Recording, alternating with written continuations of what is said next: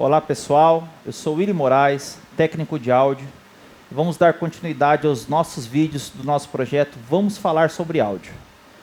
Neste vídeo, nós vamos falar sobre a medição de intensidade sonora.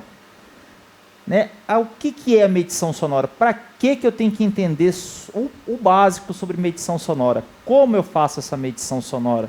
Que equipamento que eu tenho que usar? Quais são os números? Quais são as tabelas? Tá? Um exemplo aqui. Imagina esse show. Será que a mesma pessoa que está ali na frente, ela vai ouvir a mesma coisa que está lá no fundo, com a mesma intensidade sonora?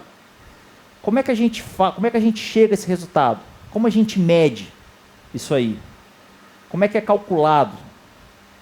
Então, quer dizer, as pessoas não vão ouvir a mesma coisa. Quem está mais próximo da fonte sonora da caixa, no caso, vai ouvir muito mais intensidade sonora do que quem está mais longe. Correto? Por quê? Porque existe a questão da perda de som pela distância. Tá? Aqui nós temos um slidezinho que ele mostra a questão dessa perda. Cada vez que nós dobramos a distância, nós perdemos 6 dB de intensidade. Certo? Então ali nós temos um exemplo, que no primeiro quadro ele está a uma distância. Quando a gente dobra a distância, a gente vai perder 6 decibéis. Se nós dobrarmos a distância de novo, ele vai perder mais 6 decibéis. Ok? O que é 6 decibéis? 6 decibéis é o dobro do volume que a gente estava. Aí às vezes a pessoa fala, mas eu tenho decibelímetro no meu celular. Eu tenho um aplicativozinho lá que eu instalo no meu celular, que ele dá a informação lá de quantos decibéis está chegando no lugar que eu estou medindo. Mas a pergunta é confiável?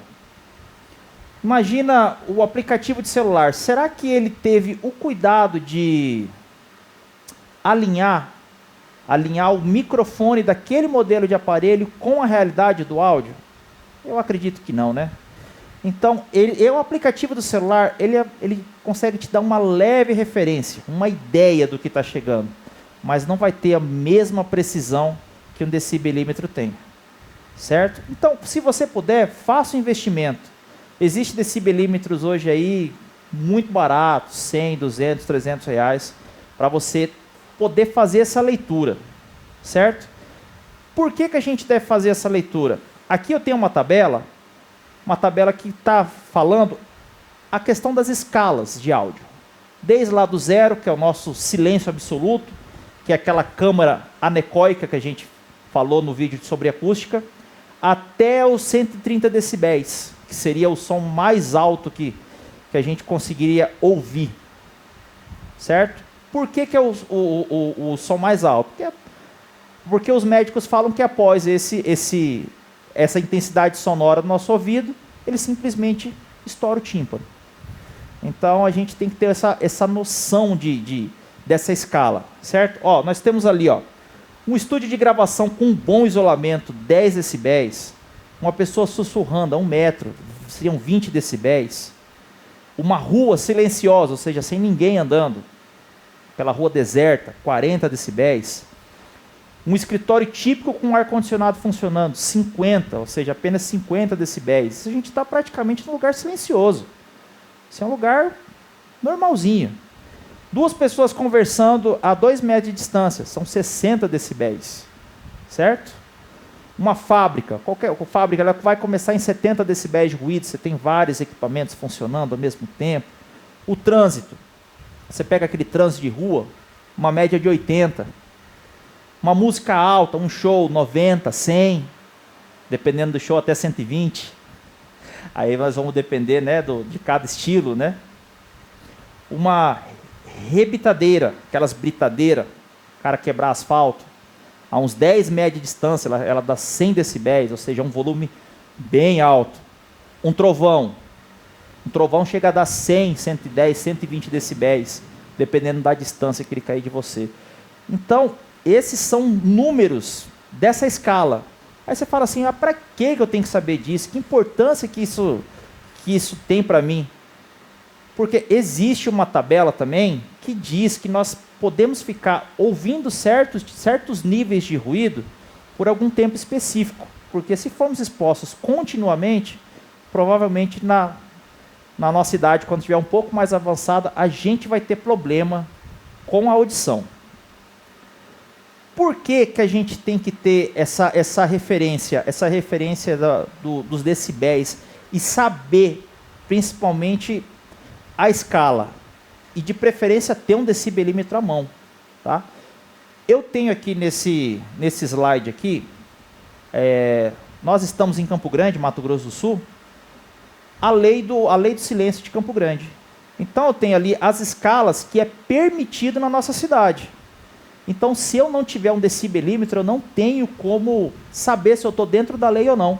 Seja lá no meu evento, seja na minha igreja, seja na minha sala de eventos, tá? O que que ele diz? O que que a lei em Campo Grande diz? Nós temos lá as zonas de uso, que seria a zona residencial, zona comercial, zona industrial. Período diurno, vespertino e noturno. Se a gente observar bem, zona residencial, ele fala que durante o dia nós podemos de 55 a 50 decibéis. E no período noturno, ou seja, após as 22 horas, 45. Mas o que são 45 decibéis? Você lembra? 45 decibéis vai estar lá, ó, abaixo do volume de você estar numa sala com ar-condicionado funcionando. Então você ter a noção, para um evento é quase impossível você cumprir. E como é que você vai cumprir isso? Tendo um bom tratamento acústico, tendo um bom isolamento acústico. Então, se você precisa ter uma intensidade sonora dentro do seu ambiente, você vai ter que fazer um tratamento acústico, correto? Dentro da zona comercial, nós temos lá 60 decibéis de dia, 55 à tarde e 55 à noite, que é a zona de comércio. Vamos colocar o centro da nossa cidade. Então ali a gente pode ter um ruído maior, mas não é muito maior, são apenas 10 decibéis, correto?